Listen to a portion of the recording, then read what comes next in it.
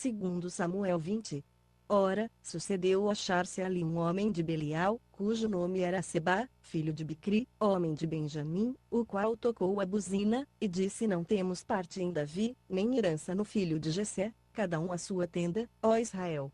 Então todos os homens de Israel se separaram de Davi, e seguiram a Seba, filho de Bicri. Porém os homens de Judá seguiram ao seu rei desde o Jordão até Jerusalém. Quando Davi chegou à sua casa em Jerusalém, tomou as 10 concubinas que deixara para guardarem a casa, e as pôs numa casa, sob guarda, e as sustentava, porém não entrou a elas. Assim estiveram encerradas até o dia da sua morte, vivendo como viúvas. Disse então o rei Amasa: Convoca-me dentro de 3 dias os homens de Judá, e apresenta-te aqui.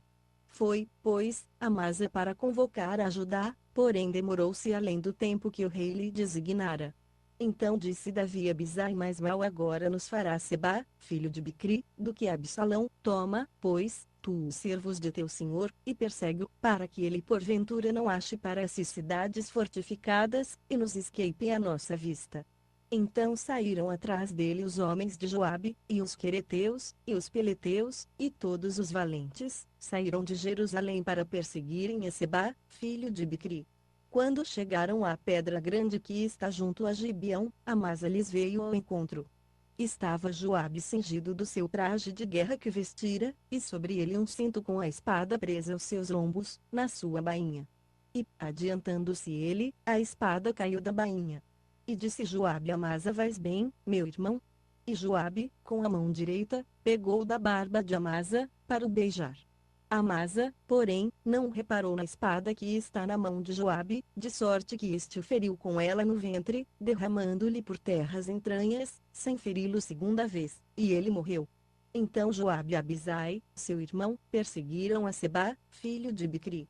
Mas um homem dentre os servos de Joabe ficou junto a Amasa, e dizia: Quem favorece a Joabe, e quem é por Davi, siga a Joabe.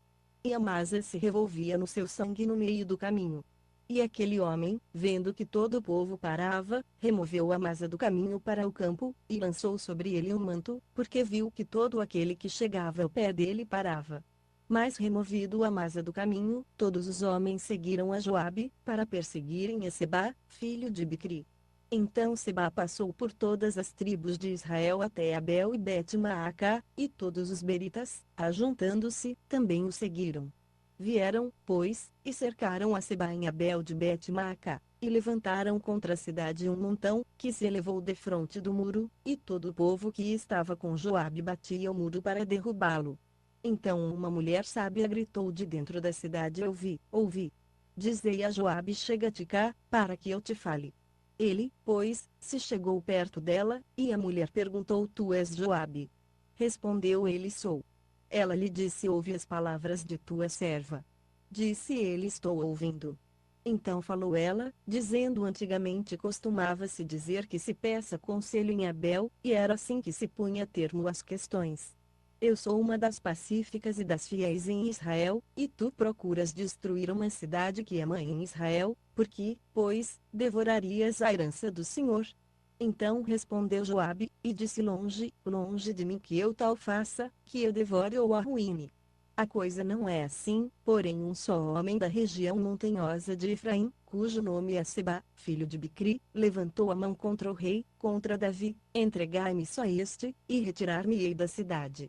E disse a mulher a Joabe: Eis que te será lançada a sua cabeça pelo muro. A mulher, na sua sabedoria, foi ter com todo o povo, e cortaram a cabeça de Seba, filho de Bicri, e a lançaram a Joabe. Este, pois, tocou a buzina, e eles se retiraram da cidade, cada um para sua tenda. E Joabe voltou a Jerusalém, ao rei. Ora, Joabe estava sobre todo o exército de Israel, e Benaías, filho de Joiada, sobre os quereteus e os peleteus, e Adorão sobre a gente de trabalhos forçados. Josafá, filho de Ailude, era cronista, Seva era escrivão, Zadoc e Abiatar, sacerdotes, Ira, o Jairita, era o oficial-mor de Davi. Segundo Samuel 21. Nos dias de Davi houve uma fome de 3 anos consecutivos, pelo que Davi consultou ao Senhor, e o Senhor lhe disse: Por causa de Saul e da sua casa sanguinária, porque matou os gibeonitas. Então o rei chamou os gibeonitas e falou com eles. Ora, os gibeonitas não eram dos filhos de Israel, mas do restante dos amorreus, e os filhos de Israel tinham feito pacto com eles. Porém Saul, no seu zelo pelos filhos de Israel e de Judá, procurou feri-los. Perguntou, pois, Davi aos gibeonitas: que quereis que eu vos faça? E como hei de fazer expiação, para que abençoeis a herança do Senhor?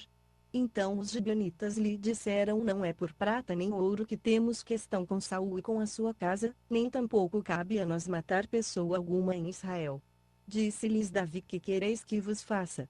Responderam ao rei: quanto ao homem que nos consumia, e procurava destruir-nos, de modo que não pudéssemos subsistir em termo algum de Israel, de seus filhos se nos deem 7 homens, para que os enforquemos ao Senhor em Gibeá de Saul, o eleito do Senhor. E o rei disse: eu os darei. O rei, porém, poupou a Mefibosete, filho de Jonatas, filho de Saul, por causa do juramento do Senhor que entre eles houvera, isto é, entre Davi e Jonatas, filho de Saul. Mas o rei tomou os 2 filhos de Rispa, filha de Aias, que ela tivera de Saul, a saber, a Armoni e a Mefibosete, como também os 5 filhos de Merabe, filha de Saul, que ela tivera de Adriel, filho de Barzilai, Meolatita, e os entregou na mão dos gibeonitas, os quais os enforcaram no monte, perante o Senhor. E os 7 caíram todos juntos. Foi nos primeiros dias da cega que foram mortos, no princípio a cega da cevada. Então Rispa, filha de Aias, tomando um pano de cilício, estendeu-o para si sobre uma pedra e, desde o princípio da cega até que a água caiu do céu sobre os corpos, não deixou que se aproximassem deles as aves do céu de dia, nem os animais do campo de noite. Quando foi anunciado a Davi o que fizera Rispa, filha de Aias, concubina de Saul, ele foi e tomou os ossos de Saul e os de Jonatas seu filho, aos homens de Jabes de Gileade, que os haviam furtado da praça de Bet-san, onde os filisteus os tinham pendurado quando mataram a Saul em Gilboa, e trouxe dali os ossos de Saul e os de Jonatas seu filho, e ajuntaram a eles também os ossos dos enforcados. Enterraram os ossos de Saul e de Jonatas seu filho, na terra de Benjamim, em Zela, na sepultura de Quis, seu pai, e fizeram tudo o que o rei ordenara. Depois disto Deus se aplacou para com a terra. De novo tiveram os filisteus uma guerra contra Israel. E desceu Davi, e com ele os seus servos, e tanto pelejara contra os filisteus, que Davi se cansou. Isbi-Benob, que era dos filhos do gigante, cuja lança tinha o peso de 300 ciclos de bronze, e que cingia uma espada nova, intentou matar Davi. Porém, Abisai, filho de Zeruia, o socorreu, e, ferindo ao filisteu, o matou.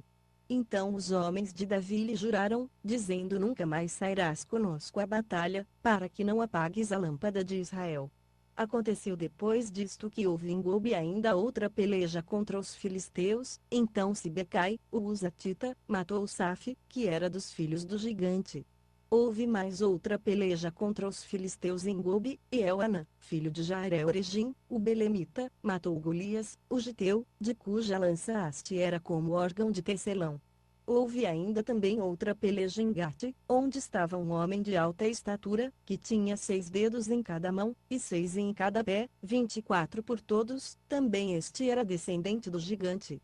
Tendo ele desafiado a Israel, Jonatas, filho de Simei, irmão de Davi, o matou. Estes 4 nasceram a gigante em Gate, e caíram pela mão de Davi e pela mão de seus servos.